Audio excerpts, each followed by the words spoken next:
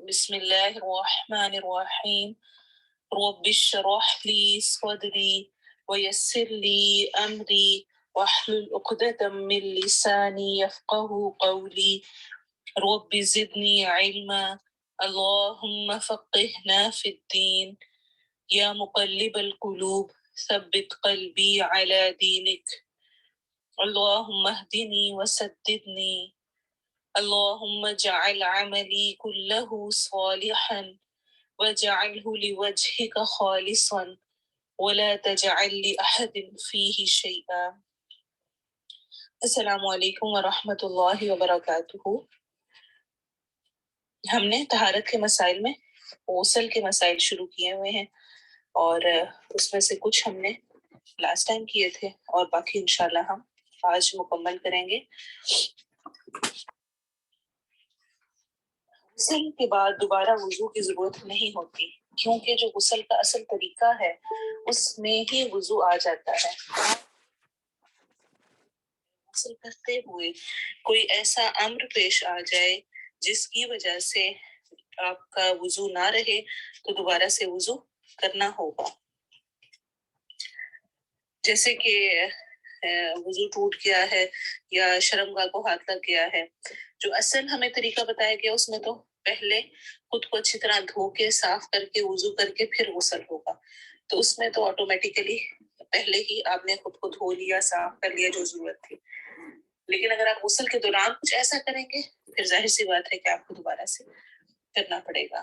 غسل واجب ہوتا ہے جماع کی صورت میں یعنی انٹرکورس کی، احتلام ہو گیا ہے تو اس صورت میں، اور حیض و نفاس کی صورت میں. احتلام یہ ہے کہ سوتے یا جاگتے میں شہوت سے جوش کے ساتھ منی خارج ہو. اور احتلام مردوں کو عام طور پر ہوتا ہے، عورتوں کو شاذ و نادر ہی ہوتا ہے. کپڑے پر احتلام کے نشان ہوں تو غسل کرنا چاہیے اگرچہ احتلام یاد نہ ہو، لیکن اگر نشان پڑے ہوئے ہیں تو پھر غسل کرنا ہوگا. نیند میں احتلام محسوس ہوا لیکن کپڑے پر منی کے یعنی جو ڈسچارج ہوتا ہے اس کو منی کہتے ہیں کہ نشانات نہیں ہیں تو غسل فرض نہیں ہوگا.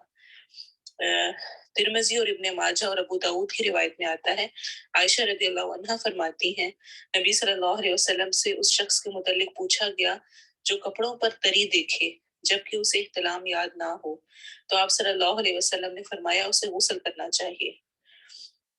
تری یعنی ویٹ دیکھے اگر کپڑوں کو تو. پھر اس شخص کے متعلق پوچھا گیا جسے نیند میں احتلام محسوس ہو لیکن کپڑوں پر تری نہ دیکھے یعنی ویٹ نہ ہو تو آپ صلی اللہ علیہ وسلم نے فرمایا اس پر غسل نہیں ہے. ویسے تو ہم ان سب پوائنٹس کو ڈسکس کر چکے ہیں لیکن میں دوبارہ سے آپ کو ایک بات کلیئر کرنا چاہوں گی کہ منی کے ڈسچارج یعنی منی جسے کہتے ہیں ڈسچارج جو ہوتا ہے اس پر غسل واجب ہے. اور وہ ڈسچارج کب ہوتا ہے؟ یا احتلام کی صورت میں یا پھر ہسبینڈ وائف کے ریلیشن کے بعد یعنی انٹرکورس کی وجہ سے. اس کے علاوہ جو باقی ڈسچارج ہوتے ہیں ان پر غسل واجب نہیں ہوتا ہے. جیسے کہ مزی کیا ہوتا ہے؟ مزی ہوتا ہے وہ لیسدار پانی جو شہوت کے وقت عضو مخصوص سے نکلتا ہے. تو یعنی وہ تھوڑا بہت جو ڈسچارج ہوا اس میں کیا کرنا ہے، ویسے ہی ہلکا پھلکا ہے، یہ زیادہ کی بات نہیں ہو رہی. تو اس کو اچھی طرح سے دھو کر وضو کر کے پھر نماز پڑھی جائے گی، وہ مزی ہوتی ہے. اور ودی ہوتا ہے وہ گاڑھا سفید پانی جو پیشاب سے پہلے یا بعد میں خارج ہوتا ہے. یہ بیماری ہے، ہمارے یہاں اسے قطرے نکلنے کا نام دیتے ہیں. مزی اور ودی نکلنے سے استنجا اور وضو کرنا چاہیے، ان سے غسل واجب نہیں ہوتا. اور اسی طرح عورتوں کا جو یہ پرابلم ہوتی ہے لیکوریا کا، یہ بھی اسی طرح کی چیز ہے، اس کے بارے میں بھی یہی حکم ملتا ہے. غسل حیض کا طریقہ کیا ہوگا؟ اس کا طریقہ درج ذیل ہے. اور عائشہ رضی اللہ عنہا سے روایت ہے کہ اسماء رضی اللہ عنہا نے نبی صلی اللہ علیہ وسلم سے غسل حیض کے بارے میں سوال کیا تو آپ صلی اللہ علیہ وسلم نے فرمایا پہلے پانی میں بیری کے پتے ڈال کر اچھی طرح حیض کے خون سے پاکی حاصل کر لو، پھر سر پر پانی ڈالو. یعنی پہلے خود کو اچھی طرح سے دھونا ہے. بیری کے پتے کیوں کہا گیا ہے؟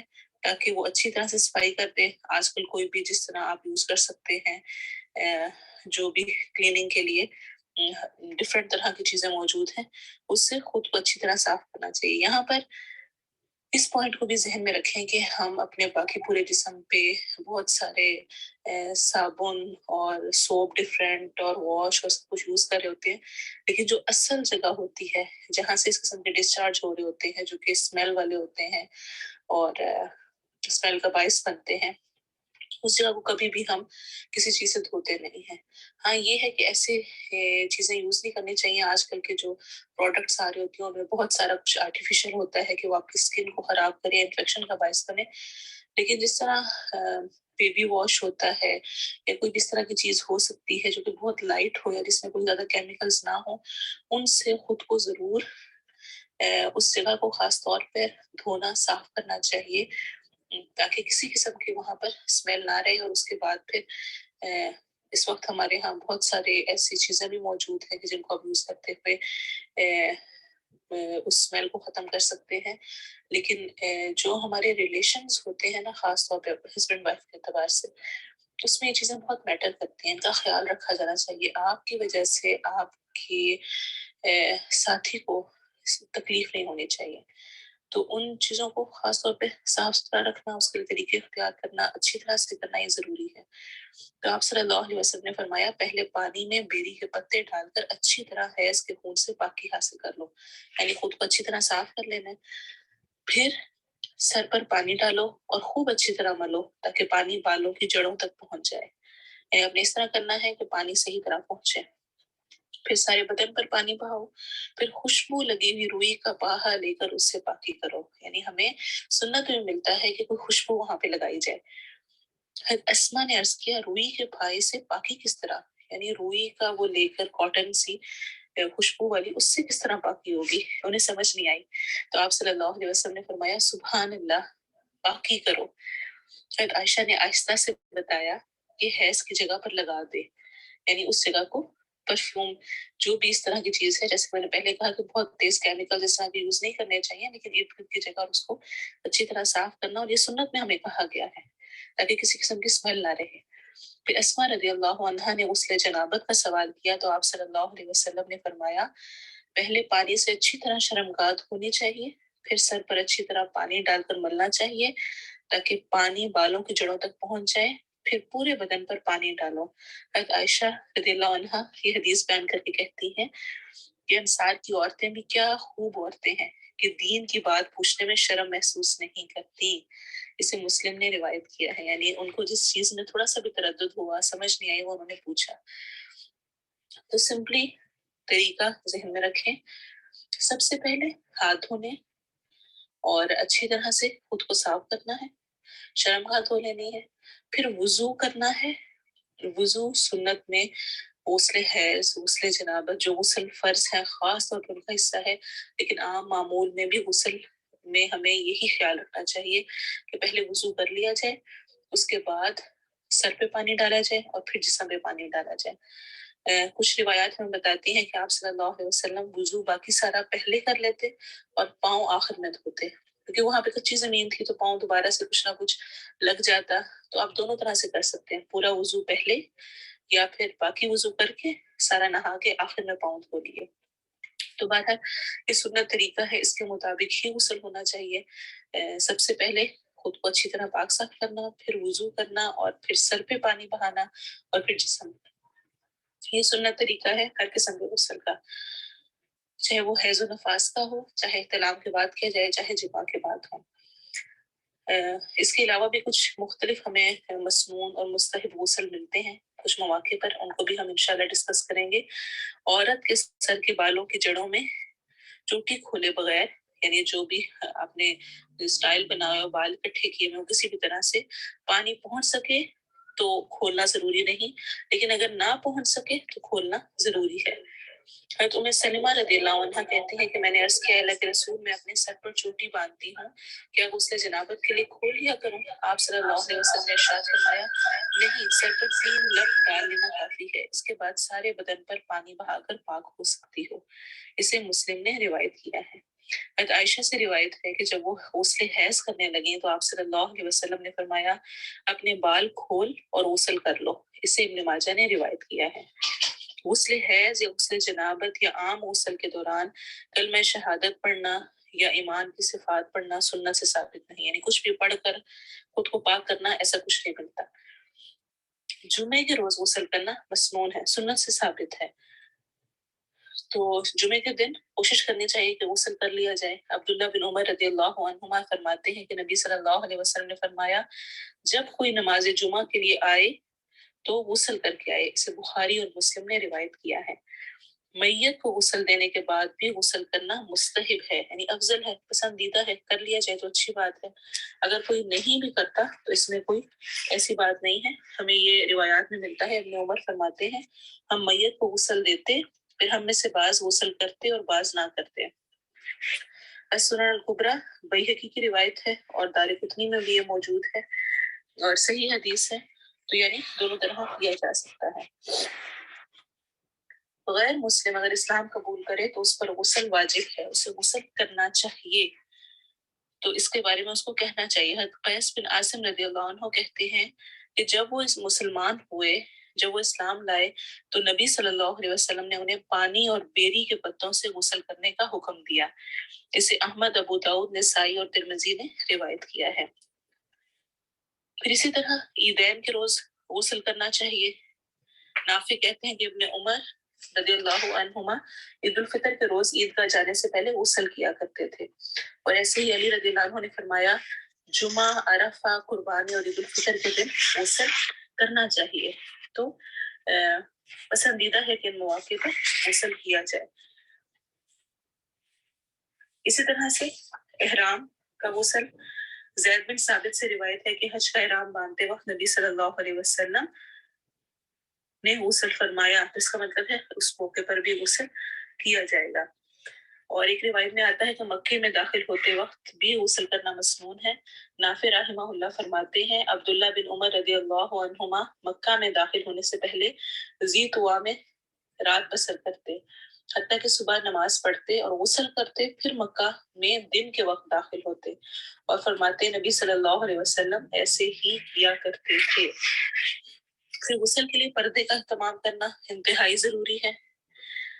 یعلا بن امیہ رضی اللہ عنہ سے روایت ہے کہ نبی صلی اللہ علیہ وسلم نے ایک شخص کو کھلے میدان میں برہنہ نہاتے دیکھا، تو آپ صلی اللہ علیہ وسلم منبر پر تشریف لائے، اللہ کی حمد و ثنا کی اور فرمایا اللہ عز و جل بڑا حوصلے والا اور شرم والا ہے، حجاب اور حیا کو پسند فرماتا ہے، حجاب اور حیا کو پسند فرماتا ہے، لہٰذا جو کوئی غسل کرنا چاہے پردہ کر کے غسل کرے، اسے ابو داؤد اور نسائی نے روایت کیا ہے۔ تو آپ سوچ لیں کہ غسل کے بغیر بھی اگر جو اپنا جسم کو دکھاتا ہے اس کا معاملہ کیسا ہوتا ہوگا، اور اللہ کے نزدیک وہ کتنا ناپسندیدہ ہے، کہ اللہ تعالیٰ نبی صلی اللہ علیہ وسلم فرما رہے ہیں کہ اللہ عز و جل بڑا حوصلے والا ہے، شرم والا ہے، برداشت کرتا ہے ہماری ان حرکتوں کو بھی۔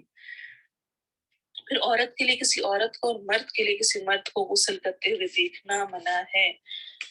ابو سعید خدری رضی اللہ عنہ کہتے ہیں کہ نبی صلی اللہ علیہ وسلم نے فرمایا کوئی عورت کسی عورت کا سطر نہ دیکھے اور کوئی مرد کسی مرد کا سطر نہ دیکھے، اسے ابن ماجہ نے روایت کیا ہے۔ اور ناف سے لے کر گھٹنوں تک سطر ہوتا ہے، اس کا اہتمام ہونا چاہیے۔ ایسا لباس نہیں پہنا جانا چاہیے ہم عورتوں کو اتنے اونچے چوک نہ ہو کہ سائڈوں سے پیٹ نظر آ رہا ہو یا ہمارا کوئی حصہ اس طرح سے نمایاں ہو رہا ہو۔ ایسے ہی اپنے بچوں کو بھی شروع سے حیا کا تصور دینا چاہیے، ایسی شارٹس نہیں پہنانی چاہیے جس سے کہ گھٹنوں کے اوپر والے حصے بھی نظر آ رہے ہیں، اور ان کے لیے وہ اتنی زیادہ کامن چیز ہو جائے کہ بڑے ہو کر بھی وہ اس کا خیال نہ کریں۔ تو ناف سے گھٹنوں تک کا خاص طور پر حصہ ایسا ہے جو کسی صورت کوئی مرد بھی کسی مرد کا نہیں دیکھ سکتا، کوئی عورت بھی کسی عورت کا نہیں دیکھ سکتی ہے، تو چھوٹی چیزیں ان میں خاص طور پہ خیال ہونا چاہیے۔ غسل یا وضو کرتے ہوئے پانی کے استعمال میں احتیاط کرنی چاہیے۔ حضرت انس رضی اللہ عنہ فرماتے ہیں کہ نبی صلی اللہ علیہ وسلم وضو کے لیے ایک مد پانی یعنی 1/2 لیٹر سے کچھ تھوڑا سا زیادہ، اور غسل کے لیے 1 ساع پانی یعنی 1 لیٹر سے 5 مد پانی یعنی 3 لیٹرز تک استعمال کیا کرتے تھے، اسے بخاری اور مسلم نے روایت کیا ہے۔ تو یہ تھے کچھ غسل کے مسائل۔ امید ہے کہ انشاءاللہ کلیئر ہوں گے. اللہ تعالیٰ ہمیں ان کو سمجھنے کی، ان پر عمل کرنے کی توفیق دے. اگر میری زبان سے کچھ غلط نکلا ہے اللہ اس کی اصلاح کرے اور اس پہ رجوع کی توفیق دے اور ہمیں صحیح سمجھائے اور صحیح عمل کرنے والا اپنی پسند کے مطابق جو اس کو پسند ہے، جو اس کو راضی کرے ویسے کرنے کی توفیق دے. آمین. گرامر میں انشاءاللہ آج ہم اس ٹاپک کو کمپلیٹ کریں گے جو لاسٹ ٹائم ہم نے سٹارٹ کیا تھا، ہوم، کم اور تم کا. ہوم ہم نے پڑھا تھا کہ یہ جو موجود نہیں ہے اور میل کے لیے اور پلورل کے لیے یعنی جمع کے لیے ہوگا. کم جو سامنے موجود ہے، حاضر ہے، پریزنٹ ہے، اس کے لیے ہوگا، اور پلورل کے لیے ہوگا اور میل کے لیے ہی استعمال ہوگا. کم کی طرح ہی تم بھی ہے، تم بھی ایسے ہی استعمال ہوتا ہے. یہ علامت یعنی یہ جو سائن ہے تم کا، یہ جو پروناؤن ہے، یہ جنرلی عموماً فعل کے آخر میں استعمال ہوتا ہے. فعل یعنی کہ ورب کے آخر میں ہی آتا ہے. البتہ ایک اسم ناؤن انتم کے ساتھ بھی یہ علامت استعمال ہوئی ہے. انتم بھی اصل میں پروناؤن ہے. جب ہم نے کسی کو یو کہنا ہو، تم کہنا ہو اور سیپریٹلی کہنا ہو تو ہم اس کے لیے انتم یوز کرتے ہیں. انتم پورا کا پورا چونکہ پروناؤن ہے اور ناؤن کی جگہ پہ استعمال ہوتا ہے، اس لیے اس کو بھی ہم ناؤن کی کیٹیگری میں ہی لکھتے ہیں. اس لیے انہوں نے کہا ہوا ہے کہ ایک اسم یعنی انتم کے ساتھ بھی یہ علامت، یہ سائن یوز ہوتا ہے اور اس کی ٹرانسلیشن جنرلی یو کی جاتی ہے.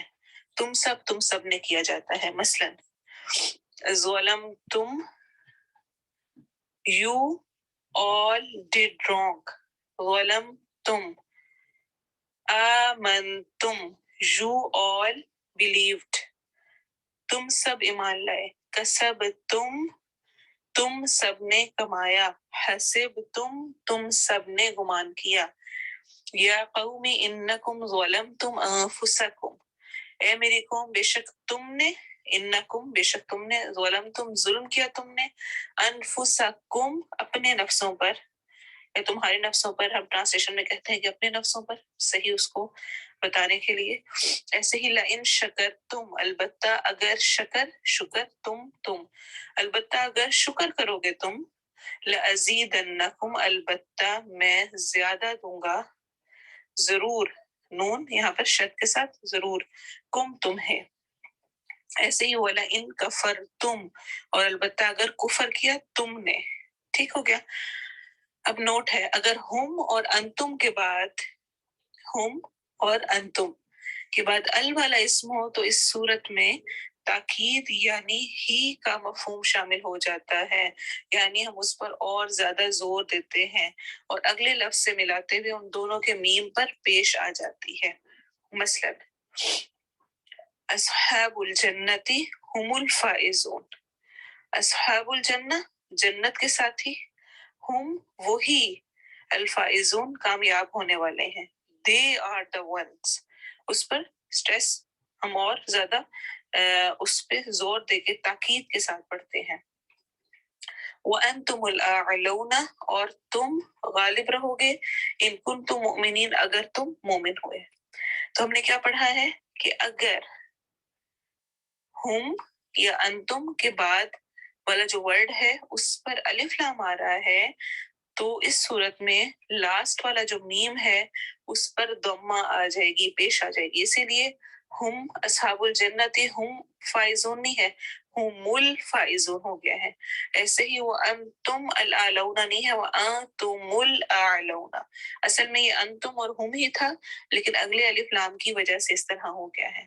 ایسے ہی تھرڈ ایگزامپل ہے یا ایھا الناس انتم الفقراء الی اللہ، انتم فقراء اصل میں تھا، فقراء کے شروع میں ال لگنے کی وجہ سے میم پر پیش دم آ گئی ہے.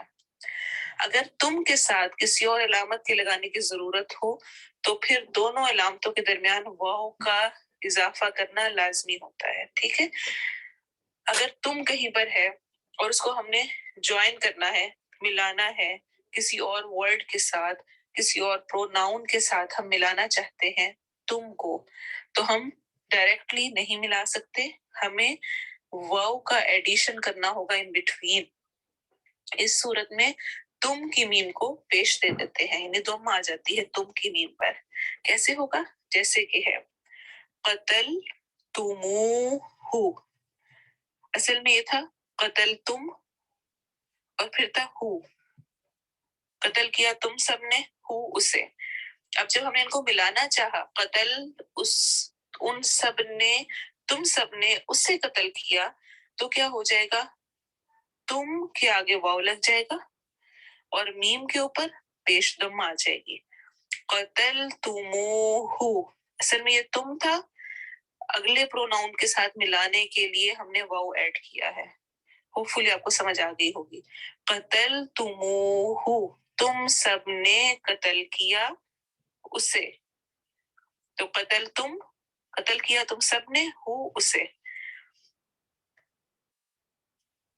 تو یہاں پر بھی ٹرانسلیشن یو آل ہی رہے گی، یو آل مرڈرڈ ہم۔ سألتموہن، سألتم تھا اصل میں، سوال کیا تم سب نے، ہن ان عورتوں سے۔ اب جب ہم نے سألتم کو ہن پروناؤن ایک اور سے ملانا چاہا تو درمیان میں واو کا ایڈیشن ہو گیا اور میم کے اوپر دم آ گئی۔ سألتموہن، تم سب نے ان عورتوں سے سوال کیا۔ جئتمونا، جئتم تھا، آئے تم، اور نہ ہمارے پاس۔ جب ہم نے اکٹھا کمبائن کرنا چاہا ان دو پروناؤن کو تو ہم کہیں گے جئتمونا، تم سب ہمارے پاس آئے ہو۔ ثقفتموہم، تم سب ان کو پاؤ۔ تو آیات سے ریفرنس دیا گیا ہے وَإِذَا سَأَلْتُمُوهُنَّ مَتَاعًا فَاسْأَلُوهُنَّ مِنْ وَرَاءِ حِجَابٍ، اور جب تم سب ان نبی کی بیویوں سے کوئی سامان مانگو تو تم ان سے پردے کے پیچھے سے مانگو۔ وَاقْتُلُوهُمْ حَيْثُ ثَقِفْتُمُوهُمْ، ثقفتم اور ہم آپس میں ملے تو ثقفتموہم، اور تم قتل کر دو انہیں جہاں بھی تم سب ان کو پاؤ۔ وَلَقَدْ جِئْتُمُونَا فُرَادًا، اور البتہ تحقیق تم سب ہمارے پاس آئے ہو، فرادا اکیلے، فرد سے اکیلے آئے ہو۔ یہ ہمارا الحمدللہ کمپلیٹ ہو گیا۔ اب آپ کی ایکسرسائز ہے، ہوم ورک ہے، اور مجھے امید ہے کہ یہ ہوم ورک آپ کے لیے ہیلپ فل ہوگا۔ کچھ ورڈز ایسے آ رہے ہوں گے بیچ میں جو کہ شاید آپ کے لیے مشکل ہوں، ان کی ٹرانسلیشن یا اس پر ہم غور کر لیتے ہیں، دیکھ لیں گے۔ فل ان دی بلینکس ہیں، دیکھیں علامت کا ڈیش کے لیے اور کی ڈیش کے لیے ہے۔ علامت کا اگر اسم کے شروع میں ہو تو اس میں ڈیش کا مفہوم ہوتا ہے، کا اگر اسم کے آخر میں ہو تو ٹرانسلیشن ترجمہ، اور اگر فعل کے آخر میں ہو تو ترجمہ ڈیش ہوتا ہے۔ یعنی اسم ناؤن کے اینڈ پر ہو تو کیا ٹرانسلیشن ہوتی ہے، اور اگر ورب کے اینڈ میں ہو تو کیا ٹرانسلیشن ہوتی ہے۔ ہما، کما، تما، یہ تینوں علامتیں ڈیش کو ظاہر کرتی ہیں، یعنی سنگولر کو کرتی ہیں، ڈوئل کو کرتی ہیں، یا پلورل کو کرتی ہیں۔ ہم اسم کے آخر میں ہو تو ٹرانسلیشن ترجمہ، اور فعل کے آخر میں ہو تو ترجمہ ڈیش ہوتا ہے۔ ہم، کم، تم، یہ تینوں ڈیش کی علامتیں ہیں۔ اموالکم کا ترجمہ ڈیش ہے اور اموالہم کا ترجمہ ڈیش ہے۔ رزقہ کا ترجمہ اور رزقہم کا ترجمہ ڈیش ہے۔ کم کا فعل کے آخر میں ترجمہ اور اسم کے آخر میں ترجمہ ڈیش ہوتا ہے، کم۔ علامت تم کے آخر میں کوئی اور علامت لگانی ہو تو درمیان میں ڈیش اضافہ ہوتا ہے۔ تم کے آخر میں کوئی اور علامت لگانی ہو تو درمیان میں ڈیش اضافہ ہوتا ہے، یہ آج ہم نے پڑھا ہے۔ ہم اور انتم کے بعد اگر ایسا اسم ہو جس کے شروع میں ال ہو تو ترجمے میں ڈیش مفہوم شامل ہو جاتا ہے۔ ہما کا ترجمہ اپنا، اپنی، اپنے اس وقت ہوتا ہے جب یہ ڈیش کے آخر میں ہو۔ کس کے آخر میں ہو اس پہ آپ نے غور کرنا ہے۔ کما اور تما دونوں کا ترجمہ ڈیش ہوتا ہے، ہوا ڈیش کے لیے اور ہیا ڈیش کے لیے ہوتا ہے۔ علامت تا ڈیش کے لیے اور علامت تی ڈیش کے لیے ہوتی ہے۔ یؤمنون کا ترجمہ اور تؤمنون کا ترجمہ ڈیش ہوتا ہے۔ طعیمہ کا ترجمہ اور اطعمہ کا ترجمہ ڈیش ہے۔ اروا کا ترجمہ اور یرا کا ترجمہ ڈیش ہے۔ علامت تا سکون کو اگلے لفظ سے ملاتے ہوئے ڈیش دیتے ہیں۔ 17 اور 18 والے تھوڑے سے ڈیفیکلٹ ہے، یہ ان کو آپ چھوڑ بھی سکتے ہیں، اور اگر آپ کرنا چاہیں اور اپنے گروپ میں چاہے ڈسکس کرنا چاہیں تو کر بھی لیں۔ آپ کے لیے 16 تک کرنا اور پھر 19 والا کرنا یہ ہوم ورک ہے انشاءاللہ۔ امید ہے انشاءاللہ اللہ ہمارا شرع صدر کرے اور ہمیں اچھی سمجھ آئے، تو یہ چیزیں انشاءاللہ آپ کے لیے لانگ ٹرم فائدہ مند ہوں گی۔ سورۃ البقرہ مکمل ہونے کے ساتھ آپ قرآن کا بہت سارا ترجمہ خود سے ہی انشاءاللہ ان سب چیزوں کی مدد سے کرنے لگ جائیں گے۔ اللہ تعالیٰ ہماری کوششوں کو ہم سے قبول کرے۔ تجوید اور ٹرانسلیشن انشاءاللہ 135 سے 138 تک کریں گے، اور تجوید میں آپ نے قاری ابراہیم کی تلاوت کو سننا ہے اور اس پر غور کرنا ہے، ساتھ مارک بھی کرتے جایا کریں۔ جس طرح میں ہر دفعہ کہتی ہوں، خاص طور پہ مخارج اور مد اصلی الف واو یا مدہ، ان کا خاص طور پہ دھیان رکھیں اور ان پہ فوکس کریں۔ پہلا پارہ ہمارا مکمل ہو رہا ہے انشاءاللہ، ارادہ یہ ہے کہ ہم اس کو مکمل کر کے 4 کلاسز میں ایک ایک گروپ کر کے آپ کو ریویو دیں، اور 5th کلاس میں آپ کا انہی میں سے جو ریویو ہم نے کیا ہوگا ایک ٹیسٹ ہو جائے، تاکہ پورا کا پورا جن کا مس بھی ہوا ہے اور جنہوں نے کیا ہوا ہے وہ ساری یاد دہانی ہو جائے، دوبارہ سے تیاری ہو جائے۔ ویسے ہی ہم ایک انسانی نیچر میں یہ ہے کہ جب تک کوئی ٹیسٹ نہ ہو، جب تک کچھ چیک نہ کیا جائے، کچھ سننا نہ ہو، تب تک ہم اس طرح سے پڑھ نہیں پاتے ہیں، ریویو نہیں کر پاتے۔ تو انشاءاللہ بہت سمپل ہوگا، آپ سب کی ہیلپ کے لیے اس لیے ریویو رکھے گئے ہیں کہ پورے پارے کا ریویو ہو اور اس کے بعد آپ ٹیسٹ دیں، جو کہ اسی میں سے انشاءاللہ ہوگا۔ ہم کوشش کریں گے کہ جتنا ہم اس کو سمپل کر سکیں۔ تو اس کے بعد پھر انشاءاللہ جب ہم 2nd پارہ سٹارٹ کریں گے تب ہم تجوید کا بھی دوبارہ سے ایک دفعہ ریویو بھی کر لیں گے، اور ساتھ ہی آگے جو ہم نے تجوید سٹارٹ کرنی ہے وہ بھی کریں گے۔ ابھی جو ہم 4 کلاسز میں کریں گے وہ ہمارا مین ٹارگٹ ہوگا تفسیر اور کچھ مین پوائنٹس گرامر کے۔ اس کے علاوہ ٹرانسلیشن کو ابھی سے اگر آپ پیچھے سے شروع کر لیں، روز کے ایک 2 رکوع کر کے اگر آپ پڑھیں تو 16 دنوں میں یعنی 16 ڈیز میں آپ اگر روز کا ایک رکوع خود سے بھی دیکھیں تو آپ مکمل کر سکتے ہیں۔ اور میں انکریج کروں گی کہ اگر آپ گروپس میں ابھی سے سٹارٹ کر لیں، اپنے بڈیز بنا لیں، یعنی جس طرح اگر 10 ممبرز ہیں تو 5 پیئرس بن جائیں، اور وہ ایک دوسرے کو اپنے جو آپ کے ٹائم کنوینئنٹ ہو ابھی سے شروع کر لیں کہ آپ ایک دوسرے کو سنا دیں کچھ ٹرانسلیشن کو ٹائم سیٹ کر کے، چاہے ہفتے میں ایک دن آپ اکٹھے 2-3 رکوع سنا دیں، چاہے آپ الگ ٹائمنگ کر کے ایک رکوع کر کے کچھ آیتیں کر کے، جیسے آپ کی سیٹنگ بن سکتی ہے۔ لیکن ٹارگٹ یہ رکھیں کہ انشاءاللہ ہم نے ابھی آپ کے پاس آپ کو آرام سے اتنا ٹائم مل جائے گا 5-6 ویکس کے، جس میں آپ تیاری اچھی سی کر سکتے ہیں، اور جو کرے گا وہ اپنا ہی فائدہ کرے گا۔ من جدہ وجدہ، جو کوشش کرتا ہے وہ پا لیتا ہے، اور جو اپنی جان چھڑائے گا اور کہے گا نہ ہی کرنا پڑے تو اس کا وقت بھی گزر ہی جانا ہے۔ اللہ کے ہاں ہماری کوششیں لکھی جاتی ہیں، ہم کس طرح سے محنت کر رہے ہیں۔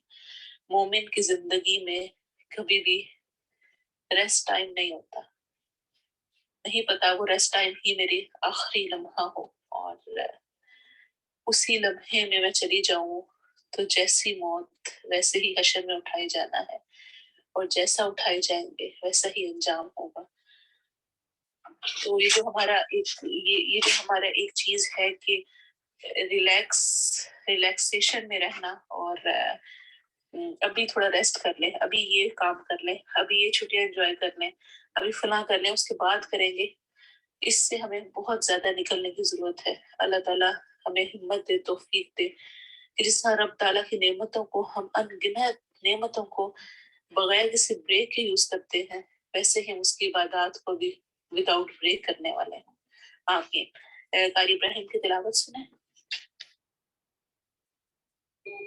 وَقَالُوا كُونُوا هُودًا أَوْ نَصَارَىٰ تَهْتَدُوا قُلْ بَلْ مِلَّةَ إِبْرَاهِيمَ حَنِيفًا وَمَا كَانَ من المشركين قولوا آمنا بالله وما أنزل إلينا وما أنزل إلى إبراهيم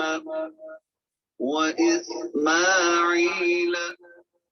وإسحاق ويعقوب والأسباط وما أوتي موسى وعيسى وما أوتي النبيون من ربهم لا نفرق بين أحد منهم ونحن له مسلمون فإن آمنوا بمثل ما آمنتم به فقد اهتدوا وإن تولوا فإنما هم في شقاق فسيكفيكهم الله وهو السميع العليم صبغة الله ومن أحسن من الله صبغة ونحن له عابدون. ٹرانسلیشن دیکھیں آیت نمبر 135 سے سورۃ البقرہ. وقالوا اور انہوں نے کہا، قال اس نے کہا، قالوا انہوں نے کہا، واو الف جمع کے لیے لگا ہوا ہے، روٹ ورڈ اس کا ہے قاف واو لام، اور انہوں نے کہا، کونو ہو جاؤ، فعل امر ہے، کون ہو جاؤ ایک کے لیے، اور کونو ہو جاؤ ہوگا، کن سوری ہوتا ہے فعل امر ہو جا، اور کونو ہو جاؤ، واو الف اینڈ پر جمع کے لیے آ رہا ہے، ہودن یہودی، او نصارا یا نصرانی، تہتدو تم ہدایت پالو گے، ہا دالیا ہدایا، ہدا ہدایت، تہتدون تہتدو، یہ سب کا ایک ہی روٹ ورڈ ہے، تا تم، اہتدا ہدایت، واو الف آخر میں جمع کے لیے آ رہا ہے، تم ہدایت پالو گے، قل کہہ دیجئے، قل قاف واو لام اس کا روٹ ورڈ ہے، اور قل فعل امر ہے، بل بلکہ، ملتا ملت طریقہ، ابراہیم ابراہیم علیہ السلام کی ملت یا ابراہیم علیہ السلام کا طریقہ، حنیفن جو یکسو تھا، حنیف فعیل کے وزن پر ہے، اس کا لفظی معنی ہوتا ہے گمراہی سے ہدایت کی طرف مائل ہونا، یا تمام ادیان چھوڑ کر اسلام کی طرف آنا، شرک کو چھوڑ کر توحید کی طرف آنا، یکسو یعنی کہ سب کچھ ارد گرد کا چھوڑ کے ایک طرف ون ڈائریکشن میں ہو کر اللہ کی عبادت کرنا، اس کی طرف رجوع کرنا، صاحب استقامت ہونا، یعنی جو کر رہے ہیں اس پر جم جانا، پھر ادھر ادھر کی باتوں سے چیزوں سے ڈگمگانا نہیں. حنیفن بہت دفعہ ابراہیم علیہ السلام کے لیے ریپیٹ ہوا ہے. وما اور نہیں، کانا تھا وہ، من المشرکین مشرکین میں سے. ال پراپر ناؤن کے لیے یعنی معرفہ کے لیے آ رہا ہے، اسم کسی بھی اسم کو معرفہ بنانے کے لیے، خاص کرنے کے لیے ہم نے پڑھا ہے کہ الف لام شروع میں آتا ہے، یا نون آخر میں جمع کے لیے آ رہا ہے. جمع کی 4 نشانیاں ہوتی ہیں. کسی بھی ورڈ کے اینڈ میں اگر واو نون آ جائے، یا نون آ جائے، واو الف آ جائے یا الف تا آ جائے تو ہم اس کی ٹرانسلیشن، اس کا ترجمہ جمع میں کرتے ہیں. یہاں پر یا نون آ رہا ہے. درمیان میں کیا بچ گیا؟ مشرک. ال خاص کے لیے آیا ہے، یا نون جمع کے لیے، درمیان میں مشرک. تو مشرکین میں سے، من سے، مشرکین میں سے، قولو کہو تم، کل ایک کے لیے، قولو سب کے لیے، کہو تم. ظاہر سی بات ہے جو فعل امر ہوگا اس میں سامنے مخاطب ہوگا، یعنی جب کسی کو کچھ آرڈر یا ریکویسٹ کی جاتی ہے، کس کو کی جاتی ہے؟ جو پریزنٹ ہوتا ہے، جو سامنے موجود ہوتا ہے. اس لیے ٹرانسلیشن میں ہم کہیں گے کہو تم، آمنا ایمان لائے ہم، آمنا امنا سے ہے، نہ ہم، باللہ اللہ پر، وما اور اس پر جو، وا اور ما جو، انزل نازل کیا گیا، انزل نازل کیا گیا، الینا الی طرف، نہ ہمارے، وما اور جو، انزل نازل کیا گیا، الی طرف، ابراہیم ابراہیم علیہ السلام کے، و اسماعیل اور اسماعیل علیہ السلام کے، و اسحاق اور اسحاق علیہ السلام کے، و یعقوب اور یعقوب علیہ السلام کے، والاسباط اور اولاد یعقوب کے. ابراہیم علیہ السلام، ان کے ایک بیٹے اسماعیل علیہ السلام تھے ہاجرہ سے، ایک بیٹے اسحاق تھے سارہ سے. اسحاق کے بیٹے تھے آگے یعقوب علیہ السلام. یعقوب علیہ السلام کے آگے 12 بیٹے تھے جن سے 12 قبائل ہوئے.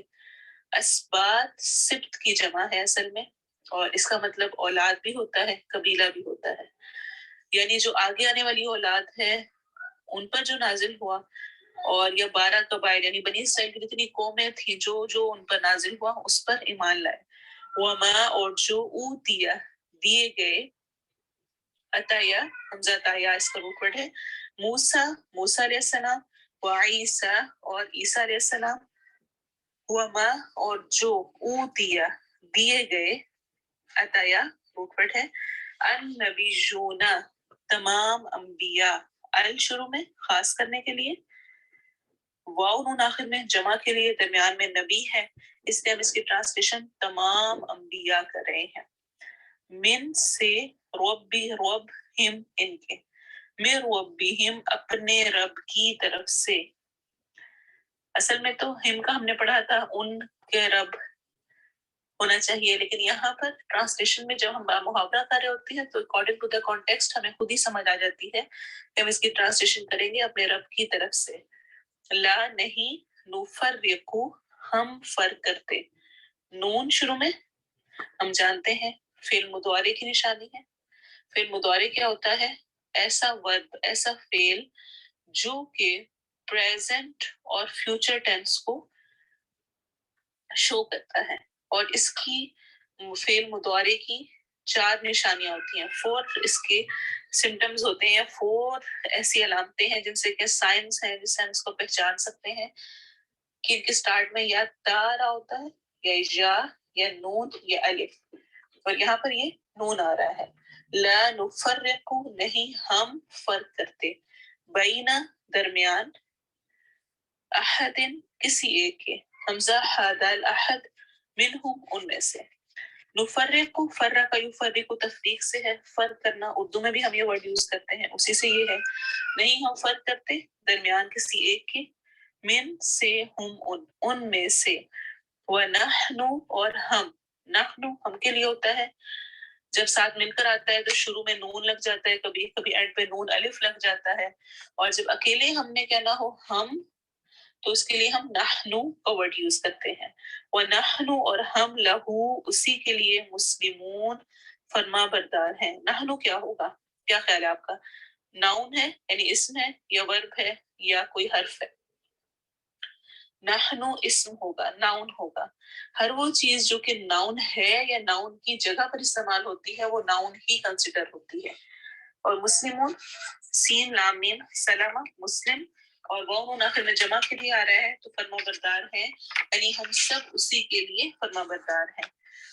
فَإِن پھر اگر آمنو وہ ایمان لے آئیں، بِمِثْلِ ما امنا سے ہے، واو الف جمع کے لیے آ گیا ہے، بِمِثْلِ ما میں بی زائد ہے، مثل میم سالام اردو میں بھی یوز ہوتا ہے، ما جس طرح، مثل ما جس طرح، آمنتم آمنا ایمان، تم لائے، جس طرح آج ہی ہم نے تم کو پڑھا ہے، ایمان لائے تم، بھی ساتھ ہی اس کے، فقد پس تحقیق، اہتدو وہ ہدایت پا گئے، ہدایت یافتہ ہو گئے۔ وہ الف آخر میں جمع کے لیے ہے، اہتدا ہدایت یافتہ ہونا، ہدایت پانا۔ وَإِن تَوَلَّوْا اور اگر تولو وہ منہ پھیر لیں، ولو ولا یولی وہ منہ پھیر لیں، فَإِنَّمَا تو بے شک، تو انما بے شک ہم وہ فی شقاق اختلاف میں ہے، شک سے ہے یہ، شین قاف قاف، شک ہونا کیا ہوتا ہے؟ ٹکڑے ہونا۔ شق القمر کا واقعہ آپ نے سن رکھا ہوگا۔ عربی میں شک کا لفظ مخالفت کے لیے استعمال ہوتا ہے، یعنی ٹکڑے ٹکڑے ہونا، الگ الگ ہونا۔ فرقہ واریت، اختلاف کب ہوتے ہیں؟ جب فرقہ واریت ہوتی ہے۔ اور اگر وہ منہ پھیر لیں تو بے شک وہ اختلاف میں ہے۔ فَسَيَكْفِيكَهُمُ اللَّهُ بس ان قریب کافی ہوگا آپ کو ان سے اللہ۔ یہ بہت بڑا ورڈ ہے، اور یہاں پر خاص طور پہ یہ بات سمجھ آتی ہے کہ جو یہ ہر ورڈ کا کمبینیشن کر کے ہم کرتے ہیں نا، یہ کتنا زیادہ ہیلپ فل ہے۔ اگر آپ ویسے ہی رٹا لگائیں اور ویسے ہی یاد کریں تو اکثر ہم اپنے رٹوں میں اور بغیر سمجھ کے کرتے ہوئے کچھ نہ کچھ مس کر دیتے ہیں۔ تو آپ دیکھیں پورے ورڈ کو، بہت پیارا ورڈ ہے، پورا جملہ اس ایک ورڈ کے اندر موجود ہے، فل سینٹینس۔ بس سا ان قریب، سا کسی بھی ورڈ کے شروع میں آئے تو اس کا مطلب ان قریب ہوتا ہے، یعنی ان نیئر فیوچر۔ یکفی کافی سے ہے، اردو میں بھی ہم کہتے ہیں کافی ہونا، بس کافی ہے، یکفی کافی ہوگا۔ کا آپ کو، تجھے ہم پڑھ چکے ہیں، کا اگر اینڈ پہ آ رہا ہو پروناؤن تو اس کی ٹرانسلیشن تم ہوتی ہے، ہم ان سے، بس ان قریب کافی ہوگا آپ کو ان سے اللہ۔ اور اس کا روٹ ورڈ کیا ہوگا؟ دیکھیں یکفی ہے، کافی ہے، اور جب یکفی کو ہم دیکھتے ہیں یا کفیہ، کفایا اس کا روٹ ورڈ ہو جائے گا، وہوا اور وہ السمیع خوب سننے والا ہے، خاص کرنے کے لیے، سین میم عین سماع، العلیم خوب جاننے والا ہے، عین لام میم۔ صبغۃ اللہ، صبغہ رنگ، مراد یہاں پر دین ہے، اللہ کا، سواد باغوائن اس کا روٹ ورڈ ہے، ومن اور کون، احسن زیادہ اچھا ہے، احسن جس طرح ہم نے پڑھا تھا اللہ اکبر سب سے بڑا، سب سے اچھا، تو ایسے ہی کون سب سے اچھا ہے، من اللہ اللہ سے، صبغۃ رنگ میں، یعنی اللہ کے دین سے بہتر اور دین کون سا ہے، وَنَحْنُ اور ہم، لہو اسی کی، عابدون عبادت کرنے والے ہیں، عابد ایک عبادت کرنے والا، عابدون وونن ہو گیا تو اس کا مطلب ہے زیادہ، عبادت کرنے والے ہیں۔ اب اس کی تلاوت سن لیں، پھر انشاءاللہ ہم کچھ تفسیر دیکھتے ہیں۔ وقالوا كونوا هودا أو نصارى تهتدوا قل بل ملة إبراهيم حنيفا وما كان من المشركين قولوا آمنا بالله وما أنزل إلينا وما أنزل إلى إبراهيم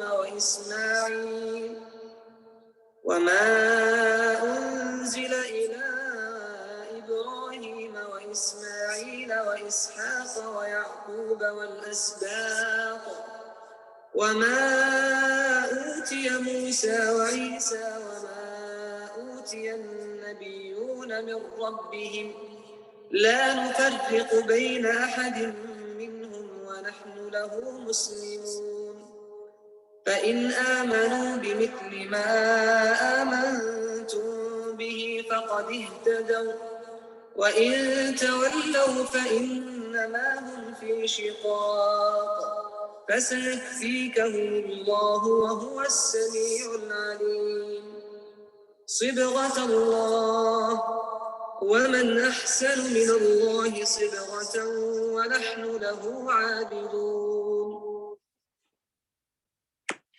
تفسیر میں اگلی آیات کی طرف جانے سے پہلے جو لاسٹ کلاس میں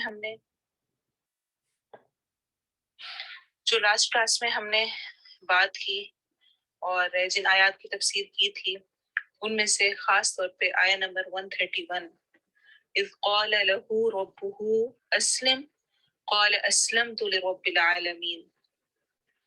ابراہیم علیہ السلام کا یہ رویہ کہ جب اللہ تعالیٰ نے انہیں کہا کہ فرما بردار ہو جا، متی ہو جا، جو حکم دیا جا رہا ہے وہ کر، تو انہوں نے فوراً اپنی ذات، اپنے آپ کو رب العالمین جو تمام جہانوں کا رب ہے اس کے سپرد کر دیا. ایسا کب ہوتا ہے اور ہمارے لیے ایسا کرنے میں کیا چیز مانے ہے؟ کس وجہ سے ہم فرما برداری کی طرف نہیں آ رہے ہوتے؟ ہم فوراً دل کے ثبات کے ساتھ، دل کے سکون کے ساتھ، تسلی کے ساتھ حامی نہیں بھرتے، تیار نہیں ہوتے اور سمجھتے نہیں ہیں کہ جو اللہ تعالیٰ کا حکم ہے اور جیسے کہا گیا ہے اسی میں ہمارے لیے خیر ہے، اسی میں ہمارے لیے بہتری رکھی گئی ہے. اس کی جڑ اصل میں آخرت کو پرائرٹی نہ رکھنا اور دنیا کو اپنا ہم اور غم رکھنا ہے. اس سے متعلق کچھ احادیث میری نظر سے گزری تو میرا دل کیا کہ آپ سب سے بھی شیئر کروں. یہ دنیا فانی ہے، حقیر ہے، ختم ہونے والی ہے.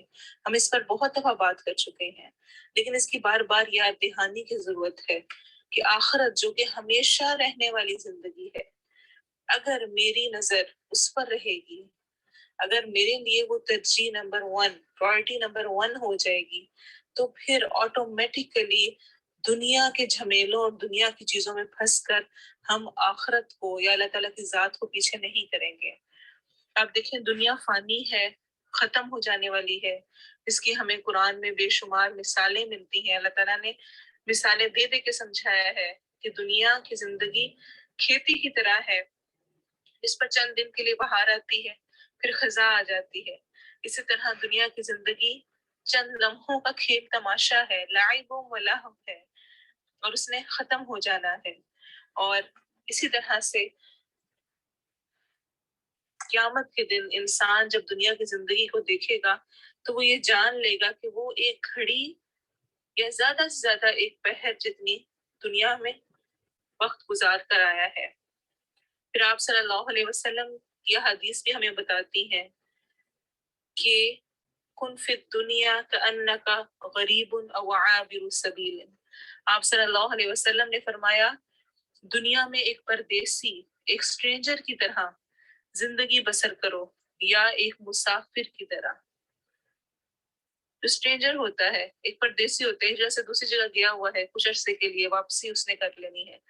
مسافر ہے، کیا کرتا ہے؟ کیا وہ اس جگہ پر کسی ہوٹل میں اسٹے کرتے ہوئے یا کہیں پر وہ گیا ہوا ہے، کیا وہاں پر اپنا سب کچھ سارا گھر شروع سے آخر تک بنانا شروع کر دیتا ہے یا وہاں پہ گزارا کرتا ہے اور کیا سوچتا ہے وہ جو اصل میرا گھر ہے وہاں جا کے لوں گا، وہاں جا کے کمفرٹیبل اور جو چیزیں میری ضرورت کی ہیں ان کو لوں گا. ابھی یہاں تو کچھ دنوں کی بات ہے، گزارا کرو. یہ بات ہے نا کہ گزارا کریں، کچھ دنوں کی بات ہے، یہ انسان کو بہت حد تک دنیا میں پھنسنے سے روک دیتی ہے. جتنا زیادہ ہم دنیا میں پھنستے جاتے ہیں اتنا زیادہ ہم اس بات پہ اقرار کر رہے ہوتے ہیں کہ میرے لیے یہ دنیا سب کچھ ہے اور اس کی ساری آسائشیں اور سب کچھ مجھے ملنا چاہیے. آپ دیکھیں کہ حدیث بھی ہمیں کیا کہتی ہے، میں آج اگر مر جاؤں تو میرے ساتھ کیا ہوگا؟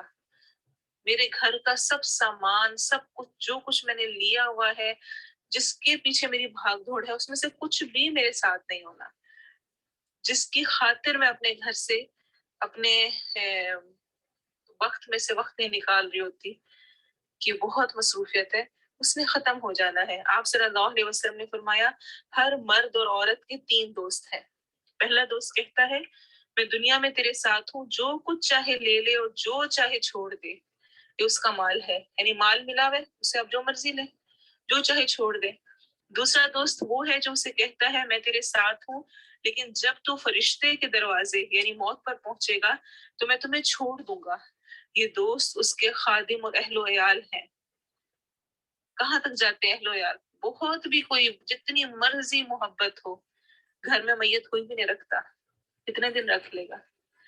اور پھر لے جاتے ہیں اور لے جا کے قبرستان، قبر کھودنے تک اہل و عیال کا بھی ساتھ ہے۔ قریبی محبت جن کی خاطر ہم گناہوں میں ڈوب جاتے ہیں، نافرمانیاں کرتے ہیں، جن کی محبت میں انہوں نے بھی قبر میں چھوڑ کے آ جانا ہے۔ رہنا کیا ہے؟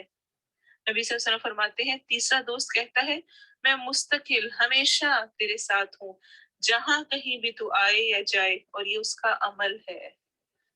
کیا کر رہے ہیں یہ دیکھنے کی ضرورت ہے۔ عبداللہ بن عمر رضی اللہ عنہما فرمایا کرتے تھے جب شام کر لو تو صبح کا انتظار مت کرو، شاید صبح سے پہلے ہی موت آ جائے، یعنی اتنا تیاری ہونی چاہیے۔ اور جب صبح کر لو تو شام کا انتظار مت کرو، اور تندرستی کے دوران بیماری کے لیے تیار رہو، اور زندگی میں موت کا سامان تیار کرو۔ اسے بخاری نے روایت کیا ہے۔ اور اگر ہم دیکھیں تو ہم یہ جانیں گے کہ اللہ تعالیٰ کے نزدیک اس دنیا کی کوئی اہمیت اور حیثیت نہیں ہے۔ جابر بن عبداللہ سے روایت ہے کہ نبی صلی اللہ علیہ وسلم ایک بازار میں جا رہے تھے۔ آپ صلی اللہ علیہ وسلم کے دونوں طرف لوگ تھے۔ آپ صلی اللہ علیہ وسلم چھوٹے کان والے بھیڑ کے مردہ بچے کے پاس سے گزرے۔ آپ نے اس کا کان پکڑا اور صحابہ سے پوچھا تم میں سے کون اسے 1 درہم کے بدلے خریدنا پسند کرتا ہے؟ لوگوں نے عرض کیا یا رسول اللہ صلی اللہ علیہ وسلم ہم تو اسے 1 پائی میں بھی خریدنا پسند نہیں کرتے، اور اسے خرید کر کریں گے کیا؟ آپ صلی اللہ علیہ وسلم نے ارشاد فرمایا کیا تم پسند کرتے ہو کہ یہ تمہیں کسی بھی طرح ملے؟ لوگوں نے عرض کیا اللہ کی قسم اگر یہ زندہ بھی ہوتا تب بھی یہ عیب والا تھا کہ اس کے کان چھوٹے ہیں، مردہ حالت میں سے کون لے گا؟ آپ صلی اللہ علیہ وسلم نے ارشاد فرمایا اللہ کی قسم جس طرح یہ مردار تمہارے نزدیک حقیر ہے، کم تر ہے، اللہ کے نزدیک دنیا اس سے بھی زیادہ حقیر ہے۔ اسے مسلم نے روایت کیا ہے۔ دنیا کی کوئی اہمیت نہیں، جس کو بہت دنیا ملی ہوئی ہے کہیں پر وہ اس بات کی علامت نہیں کہ اللہ نے اس سے خوش ہو کر اس پر فضل کیا ہوا ہے۔ آپ صلی اللہ علیہ وسلم نے فرمایا اللہ کی قسم دنیا کی آخرت کے مقابلے میں مثال ایسی ہے جیسے تم میں سے کوئی شخص اپنی انگلی سمندر کے پانی میں ڈالے اور پھر دیکھے کہ انگلی کے ساتھ کتنا پانی لگا ہے۔ اور آپ صلی اللہ علیہ وسلم نے فرمایا اللہ تعالیٰ کے نزدیک اس دنیا کی قیمت مچھر کے پر کے برابر بھی ہوتی تو اللہ تعالیٰ کسی کافر کو پانی کا 1 گھونٹ بھی نہ پلاتے۔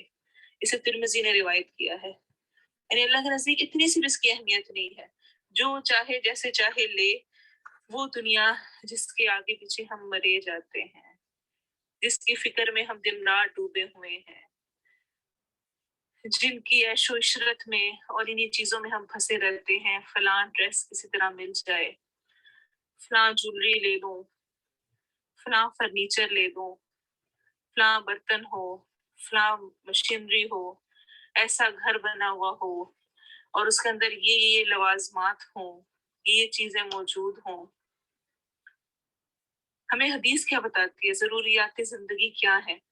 یہ چیپٹر میرے لیے بہت نیا تھا کہ ضروریات زندگی اگر ہم سوچیں، ہماری پوچھ وہاں پر نہیں ہے جہاں پر ہماری زندگی کی ضرورت چیزیں ہیں، جہاں پر اس سے ہٹ کر ہوگا ضرورت نہیں ہے، ایکسٹرا ہے، اس سب کے بارے میں ہم سے پوچھ ہے، اور اس کے بارے میں بے شمار احادیث موجود ہیں۔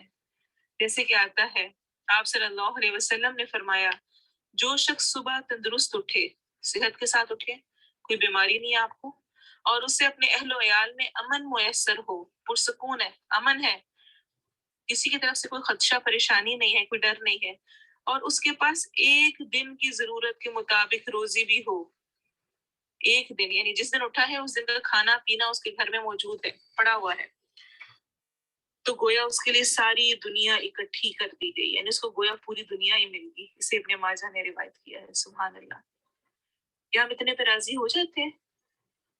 یہ حدیث کے مطابق پوری دنیا گویا مل گئی، صحت بھی ملی ہوئی ہے، ٹھیک ٹھاک اٹھیں، اپنے آپ کو چیک کریں، گھر والے بھی سارے امن میں ہیں، کسی کا خوف نہیں، پریشانی نہیں ہے کہ کوئی کسی ڈینجر میں ہے، اور ضرورت کے مطابق اس دن کا کھانا بھی ہے۔ ہماری فکریں کہاں تک جاتی ہیں؟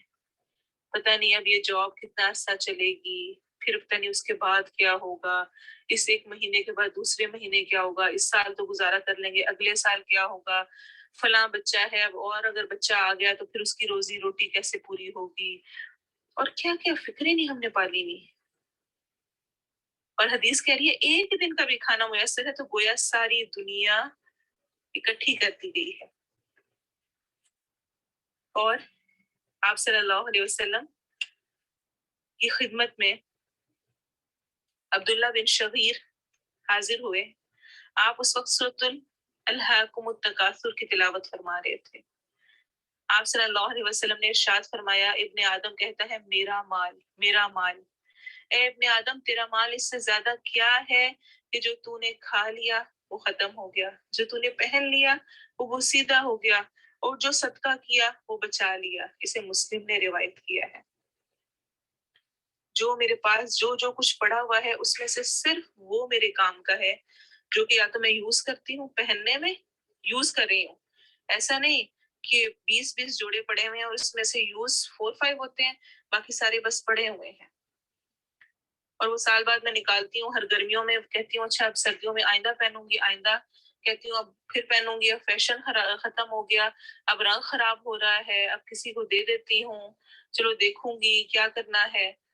کتنی ساری چیزیں ہماری پڑی رہتی ہیں، شادیاں ہوتی ہیں، برتن آتے ہیں، پورے ڈنر سیٹ ہوتے ہیں، بند پڑے رہتے ہیں۔ ذرا جائزہ لیں اپنی الماریاں کھول کر، کتنے برتن ایسے ہی پڑے ہوئے ہیں جن کو کبھی یوز ہی نہیں کیا۔ صرف سال کیا، سالہ سال لوگ الگ الگ سے پورے ڈنر سیٹ لیتے ہیں، فلاں پلاسٹک کا، فلاں چینی کا، فلاں چیز کا، اور بس وہ سب کچھ پڑا ہوا ہے۔ جو یوز میں ہے وہ ٹھیک ہے، ضرورت ہے، جو کھا لیا وہ ختم ہو گیا، جو پہن لیا وہ بوسیدہ ہو گیا، جو پہنا ہی نہیں نیا پڑا ہے، اور جو صدقہ کر دیا جو اور ایکسٹرا ہے وہ اصل میں بچا لیا، اگلے گھر کے لیے سٹور کر لیا۔ اسے مسلم نے روایت کیا ہے۔ انس بن مالک رضی اللہ عنہ سے روایت ہے کہ نبی صلی اللہ علیہ وسلم گھر سے باہر تشریف لائے، راستے میں ایک گنبد نما مکان دکھا، یعنی بہت عالیشان گنبد وغیرہ بنے ہوئے ایسا مکان تھا۔ پوچھا یہ کیا ہے؟ صحابہ نے کہا یہ فلاں انصاری کا گھر ہے۔ نبی صلی اللہ علیہ وسلم سن کر خاموش ہو گئے، لیکن اس بات کو دل میں رکھا۔ جب وہ انصاری نبی صلی اللہ علیہ وسلم کی خدمت میں حاضر ہوا اور سلام عرض کی تو آپ نے اس کی طرف توجہ نہیں فرمائی۔ کئی بار ایسا ہوا، حتیٰ کہ انصاری کو آپ کی ناراضگی اور بے رخی کا احساس ہوا، چنانچہ اس نے اپنے ساتھیوں سے پوچھا۔ لوگوں نے کہا کہ ایک روز آپ گھر سے نکلے تھے اور آپ کا گنبد نما مکان دیکھا تھا، شاید اس وجہ سے ناراض ہوں۔ وہ انصاری واپس گیا اور جا کر گنبد نما مکان گرا دیا اور اسے زمین کے برابر ہموار کر دیا، پورا عالیشان اپنا گھر بنایا ہوا توڑ دیا۔ ایک روز آپ دوبارہ گھر سے نکلے تو آپ کو وہ گنبد نما مکان نظر نہیں آیا، تو آپ نے صحابہ کرام سے پوچھا وہ مکان کدھر ہے؟ صحابہ نے عرض کیا مکان کے مالک نے ہمارے سامنے آپ صلی اللہ علیہ وسلم کی بے رخی کا تذکرہ کیا تو ہم نے اسے ساری بات بتا دی اور اس نے وہ مکان گرا دیا۔ آپ صلی اللہ علیہ وسلم نے ارشاد فرمایا، سنو، ہر مکان اس کے مالک پر وبال ہے، ہر تعمیر، ہر کنسٹرکشن، سوائے اس مکان کے جس کے بغیر چارہ کار نہ ہو، جس کے بغیر گزارا نہیں ہے۔ جتنی آپ کی ضرورت ہے اتنا اگر آپ کا گھر ہے، الحمدللہ، اللہ کا لاکھ لاکھ شکر ہے، بہت بڑی نعمت ہے کہ آپ کو رہنے کے لیے جگہ میسر ہے، چھت میسر ہے۔ لیکن 2 لوگ 5 کمروں والے گھر میں، بڑے بنگلوں میں رہ رہے ہیں اور ضرورت نہیں ہے، اور وسیع و عریض دنیا کی نعمتیں رکھ کے اس میں خرچے کر کے، کیا اس کے بارے میں پوچھ نہیں ہوگی؟ جو لوگ جن کو ضرورت ہے ان کو وہ نہیں مل رہا، لیکن ہم اس کو رکھ کے بیٹھے ہوئے ہیں، اور کچھ بھی لینے کرنے میں حرج نہیں ہے۔ اگر ہم چاہتے ہیں کہ ہم اچھے گھر میں رہیں، اس کو بھی منع نہیں کیا گیا، لیکن کیا اس کے ساتھ ہم دوسروں کے لیے بھی انتظام کر رہے ہیں، آسانی کر رہے ہیں؟ آپ صلی اللہ علیہ وسلم نے فرمایا حضرت جابر رضی اللہ عنہ سے، جابر، ایک بستر مرد کے لیے، ایک اس کی بیوی کے لیے اور تیسرا بستر مہمان کے لیے بنانے کی اجازت ہے، لیکن چوتھا شیطان کے لیے ہے۔ اسے صحیح مسلم نے روایت کیا ہے، مسلم کی حدیث ہے یہ۔ یعنی جو پہننے کے لیے ٹھیک ہے، جو اپنی ضرورت کی چیزیں ہیں ٹھیک ہے، پتہ ہے مہمان آتے ہیں، کچھ بستر بنا کے رکھے ہوئے ہیں ٹھیک ہے، کچھ برتن ایکسٹرا رکھے ہوئے ہیں جو کبھی نکلنے ہوتے ہیں، جب مہمانوں نے آنا ہے ہفتے، مہینے، 2 مہینے، 4 مہینے بعد، وہ چیزیں ہیں، ضرورت ہوتی ہے، وہ رکھی جا سکتی ہیں، لیکن اس کے علاوہ جو کچھ ہے وہ اپنے اوپر ہی وبال اکٹھا ہے۔ غور کریں، جب گھر کی شفٹنگ کرنی ہوتی ہے تو ہمارے پاس کیا کیا کچھ نہیں ہوتا ہے، کس طرح سے ہم ان چیزوں کو سمیٹ کے رکھ رہے ہوتے ہیں جو کہ ہمارے استعمال میں بھی نہیں ہے۔ تو ان چیزوں کا خیال ضروری ہے کہ ہم اس پر غور کریں، کیونکہ ہوتا کیا ہے کہ جب ہم ایکسٹرا رکھتے ہیں، پھر اس کی کیئر کرنی ہوتی ہے، انہیں سنبھالنا ہوتا ہے، انہیں گن کے رکھنا ہوتا ہے، پھر کیا کریں، کیسے کریں، چوائسز بہت بڑھ جاتی ہیں۔ جس طرح اور احادیث میں آتا ہے کہ نبی صلی اللہ علیہ وسلم نے کثرت دنیا کے ڈر کا اظہار کیا کہ مجھے ڈر ہے کہ تم کثرت دنیا میں پھنس جاؤ گے۔ تو وہ کیا ہے، انشاءاللہ اس حدیث کو بھی ہم آگے دیکھتے ہیں۔ عبداللہ بن عمر بن عاص سے کسی آدمی نے پوچھا، کیا ہم فقراء مہاجرین میں سے نہیں ہیں؟ کہ ہم تو مہاجرین میں سے، ایک فخر والے انداز میں اس نے کہا۔ عبداللہ بن عمر بن عاص نے پوچھا، کیا تیری بیوی ہے جس کے ساتھ تم رہتے ہو؟ آدمی کہنے لگا، ہاں بیوی تو ہے۔ انہوں نے پوچھا، کیا تمہارے پاس رہنے کے لیے گھر ہے؟ آدمی نے کہا، ہاں گھر بھی ہے۔ عبداللہ بن عمر فرمانے لگے، تم اغنیاء میں سے ہو، فقراء میں سے نہیں ہو، غنی ہو، امیر ہو۔ اگر تمہارے پاس گھر بھی ہے اور بیوی بھی ہے، یعنی فیملی موجود ہے۔ آدمی نے کہا، میرے پاس تو ایک نوکر بھی ہے، سرونٹ بھی موجود ہے۔ عبداللہ بن عمر فرمانے لگے، اچھا پھر تو تمہارا شمار بادشاہوں میں ہوتا ہے۔ اسے مسلم نے روایت کیا ہے، صحیح مسلم کی حدیث ہے۔ کیا کبھی مجھے یہ تصور آیا کہ الحمدللہ گھر موجود ہے، چھت ہے، الحمدللہ بچے، شوہر سارے ہیں، الحمدللہ کھانے کے لیے کبھی یہ نہیں ہوتا کہ آج کھانے میں کچھ بھی نہیں ہے، کچھ بھی نہیں ہے، کوئی دال نہیں پڑی ہوئی، کوئی گوشت نہیں ہے، کوئی سبزی نہیں ہے، کچھ بھی نہیں ہے۔ جب ہم کہتے ہیں نا گھر میں کچھ بھی بنانے کو نہیں ہے، تب بھی ہمارے الماریوں میں بہت ساری طرح طرح کی دالیں اور کہیں نہ کہیں کچھ نہ کچھ سبزی فریز ہوئی ہوئی، کہیں نہ کہیں کوئی گوشت، کچھ نہ کچھ پڑا ہوا ہی ہوتا ہے، تب بھی ہم کہہ رہے ہوتے ہیں کچھ نہیں ہے، کیونکہ ہم نے دنیا کی چاہت اور دنیا کو اتنا اپنے اندر بسا لیا ہے کہ ہم تھوڑے پہ اس میں راضی نہیں ہوتے ہیں، ہم اور لینے کی ہوس میں ہی رہتے ہیں، اسی کی چاہ میں لگے رہتے ہیں، اسی وجہ سے پھر سکون نہیں آتا نا۔ وہ جو حدیث میں آتا ہے نا کہ دنیا کی محبت کے انسان بس ایک کے بعد ایک، اگلے سے اگلا، ایک وادی ملے گی تو دوسری وادی، دوسری مل گئی تو تیسری وادی کا خواہش مند ہو جائے گا۔ آپ صلی اللہ علیہ وسلم نے فرمایا، جس نے سارے غموں کو ایک غم میں سمو دیا، یعنی آخرت کا غم، سارے غم بھولا دیے، یہ فکریں ختم کہ اچھا اب یہ نہیں بنا کے دیا، شوہر نے یہ نہیں لے کے دیا، فلاں جگہ نہیں لے کے جاتے، میرے بچوں کو یہ نہیں لے کے دیتے ہیں، مجھے یہ نہیں کرتے ہیں، گھر ایسا لیا ہوا ہے، فلاں جگہ یہ ہے، شکوے شکایتیں، غم، ان سب کو چھوڑ کے اس نے کون سا غم پا لیا؟ آخرت کا۔ اللہ اس کے دنیا کے غم اپنے ذمے لے لے گا، ختم کر دے گا۔ اور جو دنیا کے غموں میں مبتلا رہے گا تو اللہ کو کوئی پرواہ نہیں وہ کس وادی میں ہلاک ہوتا ہے، پھر بس وہ غموں میں ہی رہے، ہلاک ہی ہو جائے گا، ختم ہی ہو جائے گا، لیکن اس کے غم ختم نہیں ہوں گے۔ اسی طرح جس طرح کی حدیث میں آتا ہے، اور آپ صلی اللہ علیہ وسلم نے فرمایا، جس نے دنیا کو اپنا مقصد حیات بنا لیا، یعنی دنیا کو ہی اپنی زندگی کا مقصد بنا لیا کہ بس صبح اٹھنی ہے تو دنیا شروع کرنی ہے، فلاں شاپنگ کرنی ہے، فلاں چیز خریدنی ہے، فلاں لینے جانا ہے، ایسا کھانا بنانا ہے، ایسا پہننا ہے، یہ چیز میچنگ کرنی ہے، فلاں فرنیچر لے کر آنا ہے، فلاں کپڑے کرنے ہیں، اور بس یہی فکریں ہیں ساری کی ساری۔ اللہ اس کے سارے کام بکھیر دے گا، کچھ بھی اس کا سیٹل نہیں ہوگا، پریشان حال وہ صبح سے شام تک کھپا ہوا، رات کو پھر تھکا ہارا فکروں میں ہی ہوگا، اور اسے فقر و فاقہ میں مبتلا کر دے گا، اور دنیا اسے ملے گی اتنی ہی جتنی اس کی تقدیر میں لکھی ہے۔ یہ حدیث پہلے ہی بیان کر چکی ہوں اور ریپیٹ کرتی رہوں گی. ہمیشہ جب میں سنتی ہوں تو مجھے اپنا محاسبہ کرنے کا موقع ملتا ہے. اور جس نے ہر معاملے میں آخرت کا ارادہ کیا، آخرت کو پہلے نمبر پہ رکھا، جو مل گیا الحمدللہ، نہیں ہے تو کوئی بات نہیں، آخرت میں جا کے صحیح اللہ اس کے سارے کام درست فرما دے گا اور اس کے دل کو غنی کر دے گا اور دنیا اس کے پاس ذلیل ہو کر آئے گی. اسے ابن ماجہ نے روایت کیا ہے. کبھی آپ نے تجربہ کیا کہ کوئی چیز آپ بہت شوق ہوتا ہے کہ بس لیں اور پھر ایک وقت آتا ہے کہ وہ نہیں ملتی، آپ اس کو چھوڑ دیتے ہیں اور اللہ تعالیٰ اس کو اس طرح آپ تک پہنچا دیتا ہے کہ آپ کہتے ہیں کہ اچھا اس کے پیچھے میں اس طرح لگی ہوئی تھی اور چھوڑا تو اللہ نے کیسے مجھے وہ دے دیے.